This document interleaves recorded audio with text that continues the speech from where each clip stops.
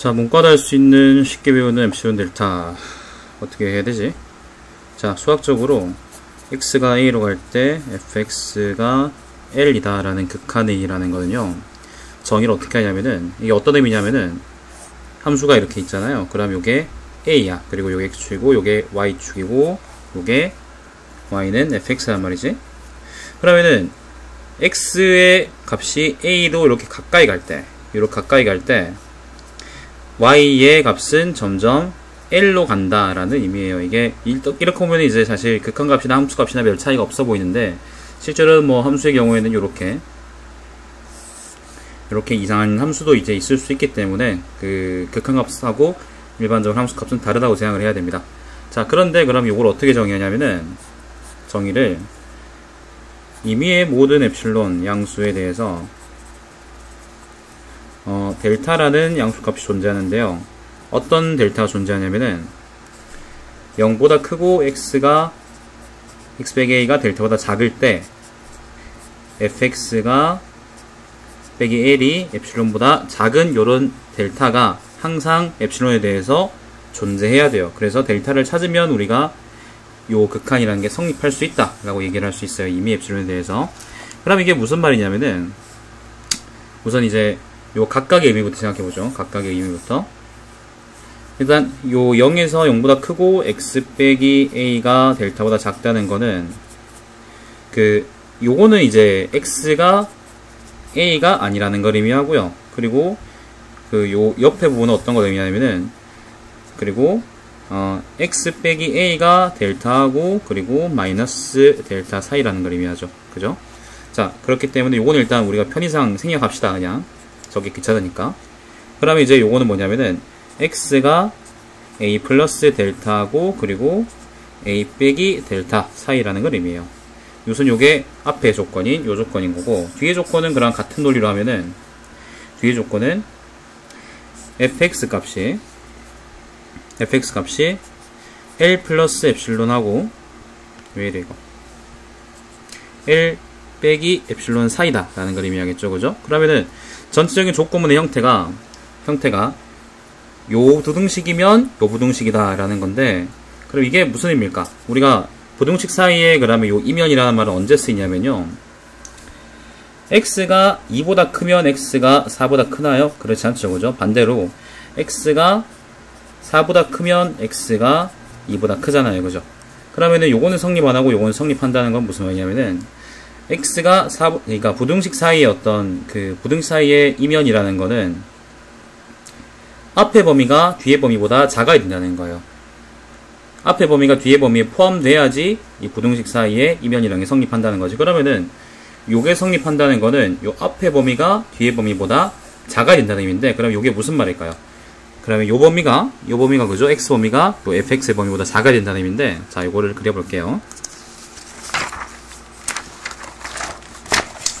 엡실론 델타가 이렇게 쉬운데, 그지?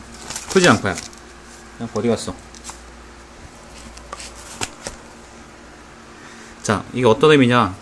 함수 그래프가 만약에 이렇게 있다고 쳐보죠. 그러면은 요게 x축이고 요게 y축이고 그리고 요게 y는 fx라는 함수가 있어요. 그러면은, 자, 요 값이 a라고 합시다. 그리고 요 값이 l이라고 해요. 그러면은 아까 x의 범위는 뭐였죠? a에서 a 플러스 델타 a 마이너스 델타였죠. 그죠? 그러면 a에서 델타 간격을 이렇게 두고 요게 a 플러스 델타고 그리고 요게 a 마이너스 델타가 되지. 그죠?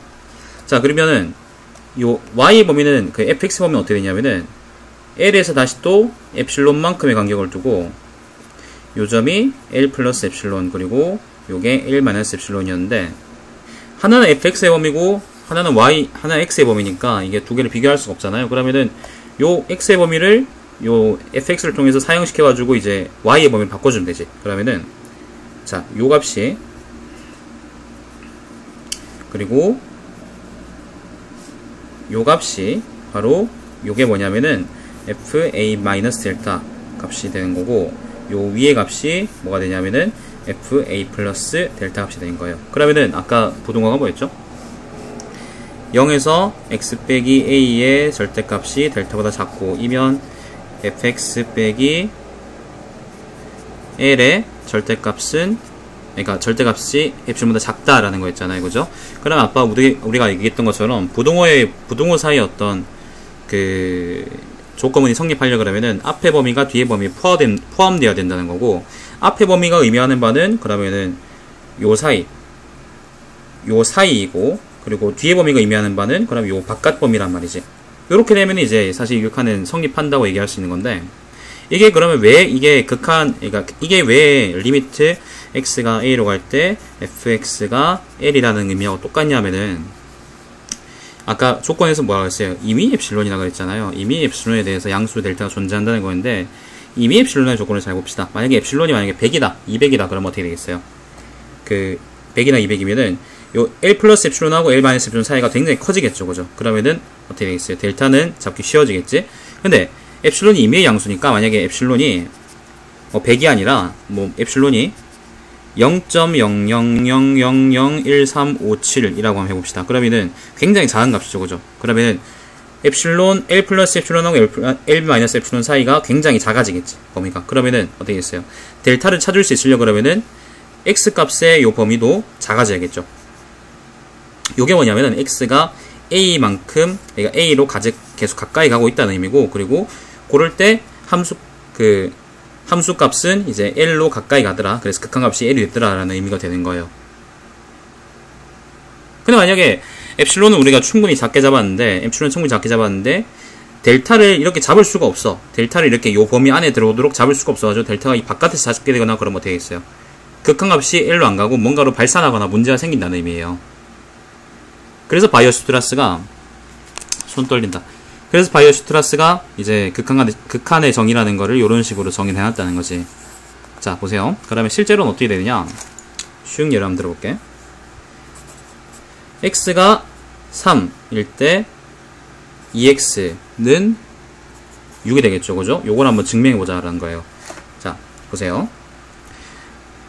증명하려고 그러면은, 정의에 따라서 하려고 그러면은, 모든 엡실론 양수에 대해서 우리가 델타라는 게 존재하는지 한번 고찰해봐요. 그럼 어떻게 고찰해야 되냐면은, 어떤 델타가 존재하냐면은, 0보다 x 빼기 3이 델타보다 작고, 일 때 0보다, 요거 2x 빼기 6의 절대값이 엡실론보다 작은 걸 찾아야 돼. 근데, 자, 이 조건을 만족시키는 델타를 우리가 엡실론에 찾아야 되는 거죠. 엡실론은 우리가 주어진 거예요. 우리가 뭔지 알아. 뭐 이게 0.1일 수고 0.33일 수도 있어. 근데 어쩌면 우리가 이미 엡실론이기 때문에 그냥 엡실론 뒀단 말이지.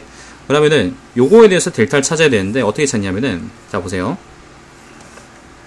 뒤에 부등식이라는 거는 엡실론보다 작은데 2x 빼기 6이잖아요. 근데 요게 뭐냐면은 2에다가 x 빼기 3이고, 근데 x 빼기 3은 뭐보다 작았어요? 델타보다 작았죠, 그죠? 그러면은 엡실론을 2델타로 잡아주면은 우리가 요 조건문이 성립하는 델타를 항상 엡실론에 대해서 찾을 수 있다는 의미예요. 그래서 델타는 뭐다?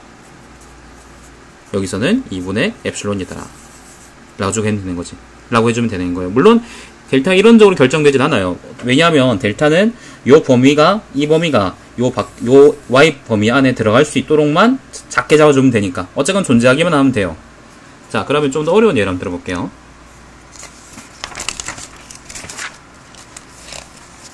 양판요. 만약에 x가 3으로 할 때 x제곱이 9다 라는 어떤 이게 있어요. 뭐 이거 쉽잖아, 그죠? 그냥 대입하면 되는 거니까. 근데 요거를 증명하라는 문제가 나왔어. 증명하고 싶어, 만약에 내가. 문제가 나온 게 아니라. 그럼 어떻게 하냐? 첫 번째 방법은 아까처럼 식으로 풀 수가 있어요. 두 번째 방법은 그래프로 풀 수가 있는데 두 개 다 보여드릴게요. 자, 식으로 풀 때 어떻게 하냐면은 아까 얘기했던 것처럼 임의의 엡실론에 대해서 델타가 존재하는지를 의심해 봐야 돼요. 어떤 델타냐면은 0보다 크고, 0보다 크다는 조건은 그 극한값하고 함수값이 다를 경우를 생각해서 이제 넣어 놓은 거예요. 자, x 빼기 3이 델타보다 작고 이면, 그리고 x제곱 빼기 9가 엡실론보다 작아져야 되는 거죠, 그죠? 여러분 문과도 다를 수 있어요. 잘 보세요. 자, 근데 뒤에 걸 아까처럼 이제 우리가 뒤에 식을 조작해서 앞에 식을 한번 이끌어내 보자는 거예요. 근데 뒤에 걸 보면은 x제곱 빼기 9라는 거는 요거는 x 빼기 3, x 플러스 3인 거야. 근데 x 빼기 3이라는 거는 아까 우리가 봤던 위에서 우리 적어놓은 것처럼 델타보다 작아요. 근데 x 플러스 3은 우리가 모른다는 거야. 그래서 이번에는 위의 식을 이용해서 x 플러스 3의 범위를 한번 이끌어내 볼 거예요. 자, 보세요. 위의 식을 풀면은, 요 식을 풀면은 x 값이라는 게 3 플러스 델타하고 그 다음에 3 마이너스 델타 사이가 되는 거죠. 그죠? 그럼 여기다 양변에 3을 넣으면 어떻게 되겠어요? x 더하기 3이 6 플러스 델타보다 작고 그 다음에 6 마이너스 델타보다는 또 커지는 거지. 그죠? 그러면 여기서 뭘 얻냐면은 x 플러스 3의 절대값은 적어도 6 플러스 델타보다는 작을 것이다 라는 걸 우리가 얻을 수 있어요. 그죠? 말이 맞죠? 그죠? 따라서 요거는 뭐보다 작냐? 최종적으로는 요거는 6 플러스 델타보다 작고, 그러면은 요거는 뭐냐면은 델타하고 곱하기 6 플러스 델타가 되는 거지. 그죠? 그럼 요걸 우리가 엡실론 잡아주면 되는 거예요. 자, 그러면은 우리 목표는 이제 엡실론을 구하는 게 아니라 델타를 구하는 거니까 요걸 풀어보면요, 엡실론 그 델타 제곱 플러스 6델타 빼기 엡실론이 0이잖아. 그럼 요 2차 방정식이고 2차 방정식이니까 그냥 풀어주면요, 델타는 마이너스 3 플러스 마이너스 루트 9 빼기 9 플러스 엡실론이 되겠네. 방근의 공식 써주면. 그죠? 근데 그 델타는 아까 양수였죠. 그죠? 양수였기 때문에 마이너스가 아니라 플러스가 돼야 되겠지. 자, 그러면 요거는 델타는 마이너스 3 플러스 루트 9 플러스 엡실론이 바로 됩니다.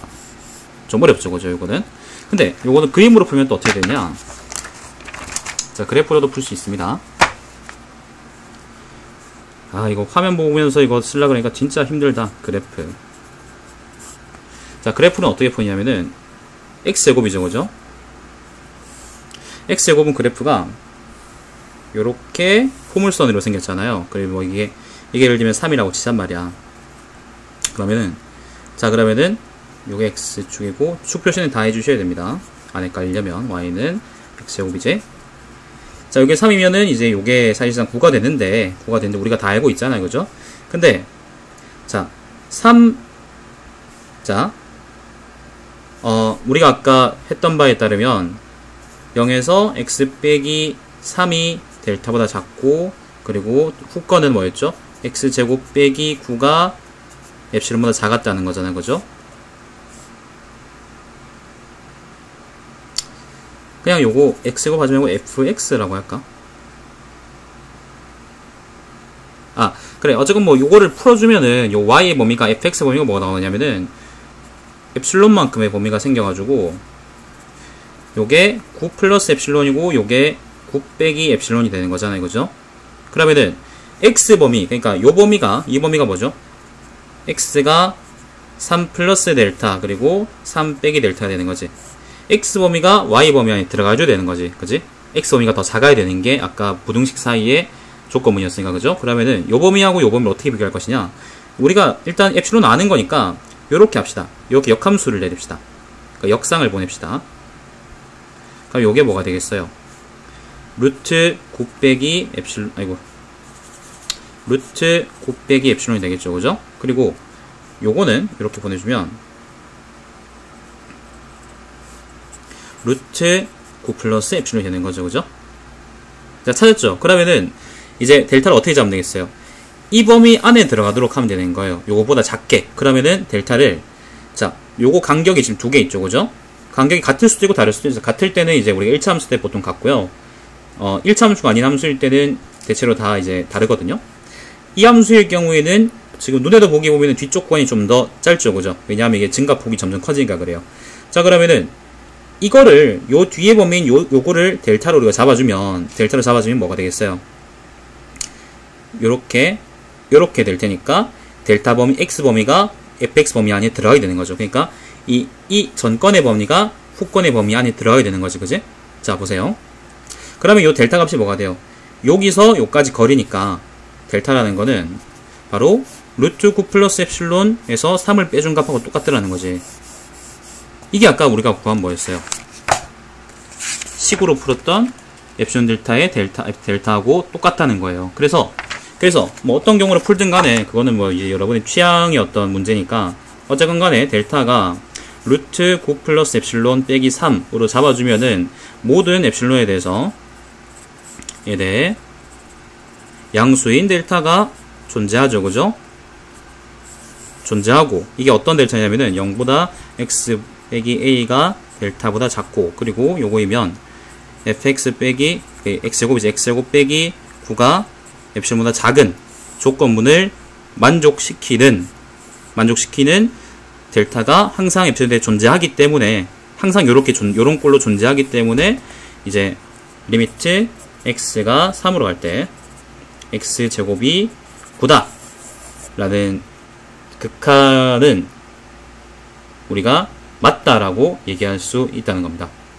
좀 어렵지만은 그래 어렵지 않지. 사실 어렵지 않죠. 그냥 식 가지고 노는 거고 그냥 그림 가지고 노는 거니까 전혀 어렵지 않은데 이제 여러분이 수많은 학부생들이 이제 1학년일 때 요거 때문에 수학을 포기한다는 안타까운 사실을 내가 요번에 이제 또 한번 다른 계기를 통해서 확인했기 때문에 그냥 한번 이런 영상을 만들어 놓으면은 좀 많은 사람들이 이걸 포기하지 않을까 생각이 들어서 제가 문과인